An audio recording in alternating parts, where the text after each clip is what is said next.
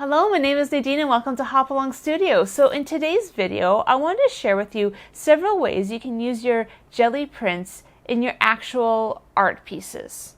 I have been doing some Gelli printing the last few videos and I have shown you different ways you can use stencils and stamps and mark making tools to actually make Gelli prints. When I started using Gelli prints in my work, I often didn't know how to use them effectively and I didn't think about all the different ways you could really use this medium in a new and different way besides just having a really nice print. So in this video, I'm going to show you some ideas and I hope that this will provide inspiration for you as you're learning how to use your Gelli prints in your own art pieces. So let's get started. So in this first example, I used Gelli prints in making the poinsettias for this card. I think it's a really great use of these prints is in paper crafts. You can actually cut out all sorts of shapes and designs, and instead of having a paper that someone else has made, you actually have your own unique piece of paper, which I think adds a really interesting dimension to this particular card, as well with all the different textures and the different designs. It adds a lot of interest to this card, and I really do think it's a great way of using your Gelli prints in a project.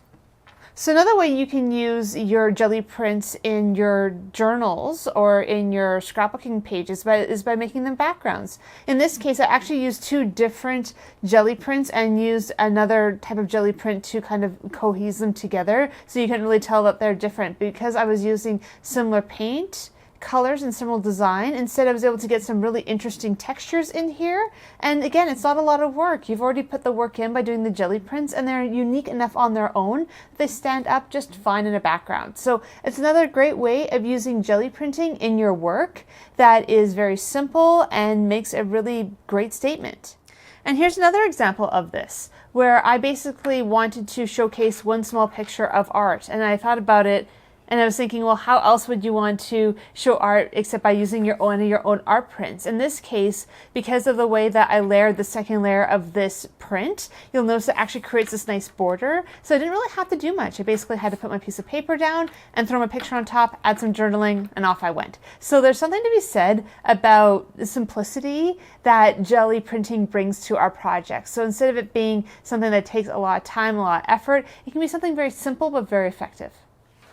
So here's one of my partially completed art journal pieces using collage and Gelli prints. So basically all of the bird, it was done using a stencil for the outline, and then basically using Gelli print papers, I basically collaged all of them to make the shape of the bird. I've done the same thing with the leaves and for the branches, and this is not a completed piece yet. I'm going to continue to add more collage onto the branches as the leaves, and I'm going to be adding in flowers, and then eventually I'm going to probably paint the background itself with acrylic paint just to have a place to rest for the eyes with the busyness of the collage. And with some of this collage, I may also choose to paint over sections of it to bring in certain colors a little bit stronger into it to add more cohesion to this piece. So again, this is a place where you can use all sorts of different pieces amongst your Gelli prints. You have the parts that maybe are a little bit darker or a little bit more brown. You can actually add them to create branches, and then the more bright ones like the greens or ones with a little bit more pattern, you can add them in places to add a lot of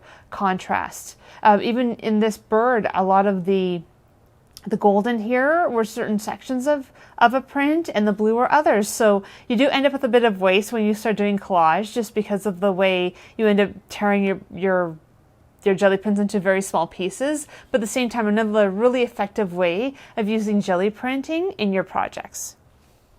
So here's another example of where you can use Gelli printing in a journal project. In this case, I painted the background blue, and then I added the Gelli printing on top, and this is going to add some texture. And then on top of this, eventually I'm going to do a painting of a tree. So it's going to be one of those things where I'm allowing I'm putting down some foundational layers where I often paint over top, and this can add a lot more interest to your Gelli print pieces, where they don't necessarily have to be the forefront of the project. They can actually be something that kind of peeks throughout your art, and that can be also very effective in your layouts.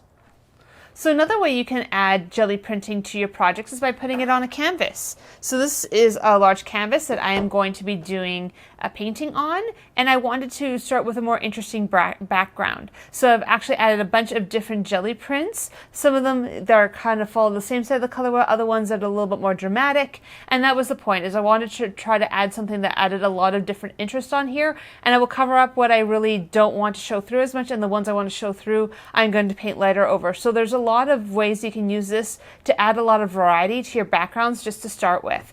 And in this case too, by actually adding the grid, this is going to help you when you are putting down your initial drawing, that you're able to figure out your perspective of your piece, the placement in animals of your eyes and other things in buildings. It'll help you figure out where your vanishing points are. So by adding a grid, instead of having to draw a grid on your canvas to start with, it really does help you to kind of already get there with your painting without having to put a lot of effort into it.